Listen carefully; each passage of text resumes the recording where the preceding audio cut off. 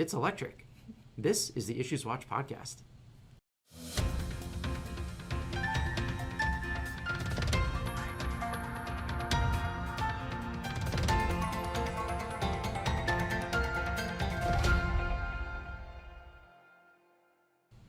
Hello, and welcome to the IssuesWatch podcast. I'm Matt Charney, your host for this week's accounting and auditing episode. I'm an audit director at Clifton Larson Allen. Joining me today, as always, is Marissa Flood, Assurance Senior at CLA. Welcome back, Marissa. Happy to be here. Always good to have you. This episode qualifies for Nano CPE credit. If you're interested in earning CPE credit for this episode, hit the pause button now and head over to njcpa.org/nano to find out how. Quick disclaimer, the views and statements expressed herein are our own and not necessarily those of the NJCPA or of CLA. Okay, so it's electric today. It is. We have a pretty interesting article about the PCAOB giving out new staff guidance that was titled, and I quote in a mouthful, "Examples of Evaluating the Reliability of External Information Provided by the Company in Electronic Form." So, what does that mean? Well, that is a mouthful. Yeah. I'll tell you what it means. Yeah, let's hear. The guidance came out from the PCAOB, and it's a little loose because it's not as strict like you have to audit in this form or fashion. Okay. But it's more of guidelines for a firm or a team's professional skepticism in saying, okay, we're getting a lot of information that's purely electronic these days, right? Mm-hmm. If you go to test expenses, rarely in today's day and age, I would think, is somebody going to open up a cabinet and have all the invoices that they've mailed to them. Yes. I'm sure some folks still do that. And to those folks that do that, you don't have to worry about this. You're good to go. Yeah. For everyone else, a lot of this stuff is coming through email. It's coming off portals. It's being generated. Hopefully, generative AI isn't making your support, but sometimes it might be. Who knows at this point? Yeah. And the PCAOB is saying, when you get support in this manner, take a second and think about what the source of that information is. Where exactly did this come from? How did the client get this bank statement? How did the client get this wire transaction? Where did this vendor invoice come from? These are just some of the examples that the article gives us about types of electronic information that normally I would think we wouldn't even think twice about when we're doing audit procedures, and kind of just taking these PDFs and saying, yep, my numbers tie out, I'm good to go. But now I would hope that no one of anyone's clients would ever try to do this and try to pull a fast one on us. But the possibility does exist, and as auditors, it's our job to be professionally skeptical about it, to think, did they just make this in Photoshop? Is it even real? I mean, nowadays with AI, you could pretty much generate anything you want to generate. Right. So. And that's where my mind jumped to first, right? Yeah. I was making a flyer for an event and just put the schedule of the event into Copilot and asked it to make me a flyer. And it put together a nice logo. It put together all the events. It made it look very professional with all these fancy colors. And I said, wow, that looks really great. And then I was reading this and I thought, oh no, it looks really great. It looks really real. Yeah. And so the whole point of the standard is to I shouldn't say it's a standard, it's really requirements under AS 1105.10a, which are PCAOB guidance. And so if you're not working on public company audits, this may not be relevant yet, but the sidebar, obviously.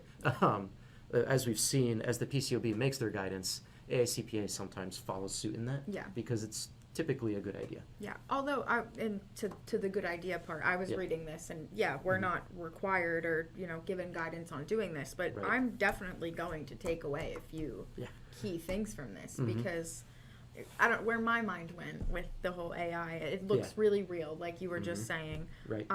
And yes, I get fooled by AI all the time. So when we're talking about that human judgment, I could sit here and think I would catch a faulty invoice, no doubt about it. Yeah. But then here I am watching animals jumping on a trampoline, and I think it's real. Yeah. So you really never know what is real and what is not these days. It's becoming increasingly difficult, which is why I think this is actually very timely. And I was surprised to see it, and the more I think about it, the more I think it makes sense. I agree. And so the way that they're kind of putting this out is kind of saying, obviously we know now what they want you to think about, but if you do have suspicions, where do you go from there?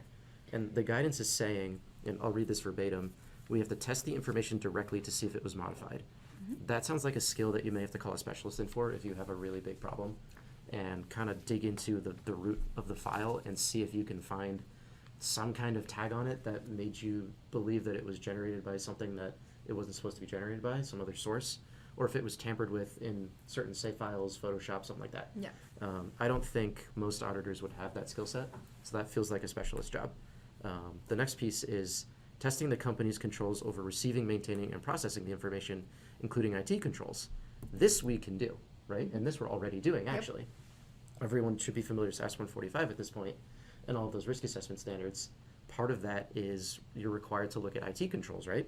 So part of that consideration should be, instead of just making sure that the passwords are in place and the servers are being updated, who has access to tools like Copilot or ChatGPT or Photoshop, and making sure that no one who isn't able to edit documents is able to edit them in a really significant way. Yeah. And that could be maybe an unpredictability procedure that teams start to introduce and kind of tack that onto their IT controls and say, hey, if you guys use Copilot, can I get some kind of log as to what you're using it for? Maybe you can sample a few users and see what exactly the last few conversations have been. Yeah. That might be a little bit interesting.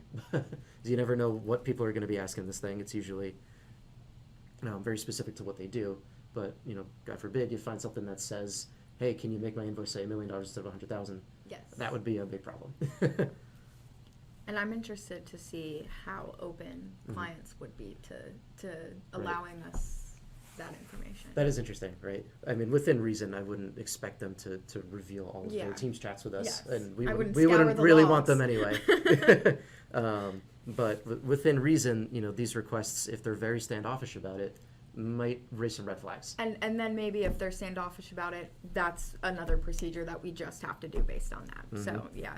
Exactly. Yeah. And the other point that they're bringing up here about things that you can do is really saying your approach is going to depend on what your risk is and the importance of the information that you're looking at, right? Is say you're suspicious about an invoice that came from a really small vendor. Maybe they bought a few supplies for like $1,000, $2,000. Depending on your materiality, of course, I would think most teams would find that not relevant. Yeah. And if it's a small company, maybe they made it in, Microsoft Word, and it doesn't look that official because they don't have a fancy logo yet, or maybe the CFO forgot to sign it on their end, and there's only one owner kind of running the show over there. They're really going to raise the red flag and kind of freak out over that and ring the alarm bells and tell the whole team and get the specialists involved over a couple invoices that amount to anywhere from $10,000 to $15,000. I would think not. Probably not. Yeah. The other things that I was thinking of is, when you're doing like your cash procedures. Yeah.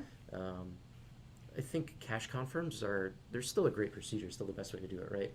Everyone knows confirm.com. It's incredibly reliable. Very. It's a little time consuming and it can be a little costly. Yeah, especially flowing back into the client. Right. So I know some firms are kind of moving away from having to do confirms at all and just saying, well, if you get the bank statement, it's going to show me the exact same thing. Yeah. Now then, especially under this new guidance, the act of just having a client load a bank statement into your portal, downloading it, and checking off that it matches to the TV is not going to fly anymore. Yeah, I was going to say that seems a little too simple. We're taking something away. We usually don't just take a procedure away. Right. Exactly. It would be very odd to make something much quicker and easier without having some kind of caveat to it. We need a verification. And that caveat is now you have to think about, where did this bank statement come from? Yeah. Did somebody generate it in AI? Did they feed the bank's logo to the language platform and ask it to generate a PDF in the form of a real bank statement and just to make all the numbers look the way they want with the nice logo on top and all the disclosures that make it look real? Unfortunately, it's possible to do that stuff. It's much harder than you would think, but still very possible. If there's a will, there's a way. Someone will do it. If they need a falsified bank statement, they will create a falsified bank statement. I mean, I've seen AI create HTML coding that has turned into a website. It'll do it. Exactly. Yeah. So it's important for teams to think about, well, where did this bank statement come from? Instead of just taking it and testing it, maybe call the client, ask them to do a screen share on Teams. If you're on site, even better. Walk into their office, ask if they can log into the bank's website in front of you and generate that PDF immediately. And then there's no chance for them to do any kind of edits because the version that they've created from the bank, who's the independent third party, has now been created right in front of me, and I know it's real. Yeah. And I don't think anybody would have an issue with performing something like that. But keep an eye out for stuff like that, especially wire transfers. If you're testing kind of big payments, maybe they want something off the books because there's a big liability, and they can generate some kind of wire transfer confirmation. Maybe ask to see that in the statement as well, and again, get that statement from the bank directly. Yeah. Ask for access to the bank portal, read-only maybe, and then you can use the read-only version to look at these documents in a more secure environment. That's what I was going to say. I wonder if this is going to, and I mean, this is kind of in the future when we start getting even deeper into this, but I do wonder if there's going to be, different access requirements that like we'll have to get, just so it's purely from a simplicity standpoint, like being able to work directly with them, or having, with the client viewing their systems. Maybe we'll need extra permission to view their system. Just right. There's a lot to think about here. Yeah, and that's stuff we can work out in engagement letters or master service agreements, and things that we can agree upon before we even start to get to work. Yeah. So keep an eye out for that kind of stuff, especially if you're working on public company audits, especially if you suspect you will be inspected by a PCAOB inspector. I think this is going to be top of mind this year, being new guidance. And even if you don't work on those kinds of audits, this is good stuff to keep an eye out for. Yeah, it's our job to be aware of these kinds of things. And like I said, AICPA may or may not follow suit, so it's not expressly required, but it can only help. Yeah, and I mean, with the rollouts in AI this year, they're definitely going to be looking at this. I don't doubt it at all. Right. Yeah. So at first I was a little surprised thinking it's more work, but now I think it's rather a good idea. I think we've talked ourselves into convincing us that this is a great idea. I've come around. Alrighty then. In closing, here's some upcoming events you might be interested in. Stay on top of updates and emerging trends in the nonprofit sector by attending the Society's highly rated nonprofit conference on December 11th. And on December 18th in Roseland, the North Jersey Tri-County chapter is hosting a discussion about topics impacting small firms. Get information about these events and more at njcpa.org/events. And of course, be sure to join the Society's Accounting and Auditing Standards Interest Group. Sign up for free at njcpa.org/groups. Thank you for watching or listening. We're going to take a short break for the holidays. We'll be back with another A&A episode on January 6th. Happy holidays, everyone.